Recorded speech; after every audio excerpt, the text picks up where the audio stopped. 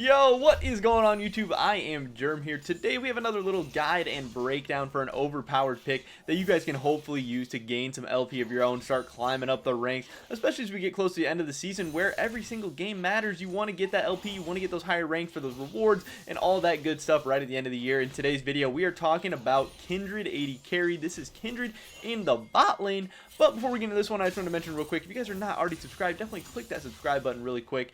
It helps you guys stay up to date on all my latest content. It's free, it's easy, it's quick, and it helps me out a ton as well. So it's really a great move that works out well for both of us, and I would appreciate it a ton. With that being said, here we go, getting right into today's video, which is again Kindred AD carry guide breakdown, whatever you want to call it. We're gonna start out by talking about the rune page, because the rune page is always important. You want to make sure you're going into the game with the right setup, with the right strategy, so you start off on the right foot and you have a chance to really affect the game in the biggest way possible. This is going to be Kindred with Press the Attack. We're going to be taking Presence of Mind, Legend Bloodline, Cut Down, and then Sorcery secondary with Nimbus Cloak and Gathering Storm. Also, this is going to be Flash and Exhaust. You don't really need heal on Kindred because you have your ultimate, so you hopefully, if you can get through the early lane phase once you hit 6, you should kind of be good to go. Heal's not going to be that useful on you, but Exhaust can be good, slow down people coming in, also helps you catch up to them because you got some dash and stuff. You can kind of run down people, be pretty sticky and annoying. But don't do that. You don't want to get caught out early in the game for First Blood, especially against an Ezreal. But Kindred, still a very, very good pick. We're also looking at gameplay of Johnson right now. He is the #2 ranked player on the North American server. He is a professional AD carry, and he has been spamming Kindred a ton. And in this game, he goes like 16-5 and absolutely carries this high challenger game, even though he starts out a little bit behind in the early game. But again, as far as the rune page, Press Attack, super good on Kindred. You're able to auto Q, auto proc that very easily. Bloodline's going to help you obviously sustain, give you some life steal. It's going to feel really good. Sorcery secondary, Nimbus Cloak is going to be super good on you. It's going to proc on your exhaust. It's going to make you even more sticky and annoying. Flash, obviously help you get out of weird situations. Or if you want to get aggressive, that speed boost is always going to be nice on Marksman. And then Gathering Storm, because Kindred scales like an absolute monster. So Gathering Storm is always going to be a good option on Kindred. So the rune page is very good.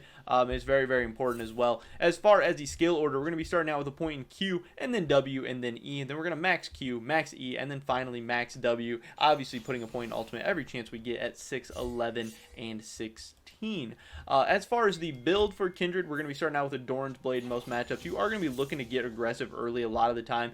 Hopefully you have an early game support, and then like in this game they have a Nautilus where you can hopefully land some CC early. Kindred actually has decent damage in the early game depending on what AD carry and support you're up against.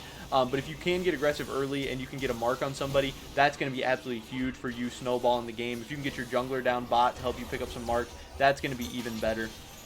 Because obviously that is one of the downfalls of Kindred AD carry, is that since you are not Kindred in the jungle, it can be a little bit harder to get marks. You're not farming the jungle camps, you're not really getting those crabs too often or able to invade the other team's jungle. So you're really going to have to mark the bot laners, mark their jungler, and try and pick up as many kills as you can, as fast as you can, to kind of make up for those. And then obviously make sure you stay on top of the dragons and everything. But the build is going to be, we're going to be going for an Infinity Edge, and then your boots, you can go either Berserker Greaves or Ninja Tabby depending on the matchup. You're going to be going for a RUNES Hurricane, and then a Phantom Dancer is going to be your 3 core items. That's really when you hit your power spike at 2 to 3 items on Kindred. Obviously, you're going to continue to scale really well into the game, but those are going to be your 3 main items. The other ones are going to be completely situational.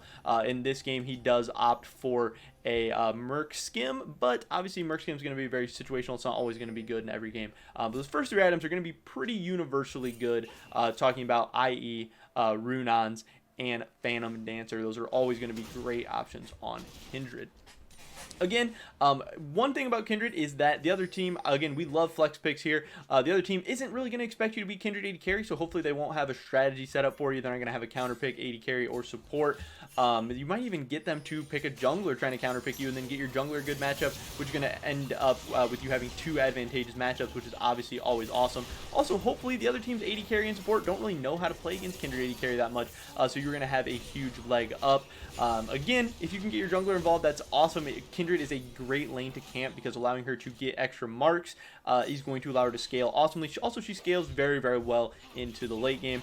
Yeah, Kindred's very good. Obviously, one problem about marksmen is they can often get blown up, they can get exploded, but Kindred with her ult and the defensive summoners, obviously with Flash and Exhaust, you are going to be very hard to kill. So you're going to turn into an absolutely super scaling AD carry that is a huge threat and very annoying to kill. Your ultimate can obviously be very good for your team and stuff. And it's just a very good pick. And again, one of the best players on the entire North American server, one of the highest ranked players in AD carry main, is kind of spamming Kindred AD carry right now. He's not playing it every single game, but out of his last 20, there's a couple Kindred games, a lot of wins. He has a 63% win rate on Kindred with an insane KDA. It's a great pick right now, and it's a really, really great pick to end the season strong with if you're looking for a new AD carry or just a new pick to try out, have some fun with, because it's definitely a good one. But that's pretty much it for this video today, guys. Definitely drop a like if you enjoyed, leave a comment down below. What do you think about Kindred AD carry? If you try it out, let me know how that goes. Again, I wish you guys the absolute best of luck. Subscribe to update on all the latest content. Hopefully I catch you guys in the next one. But until then, peace.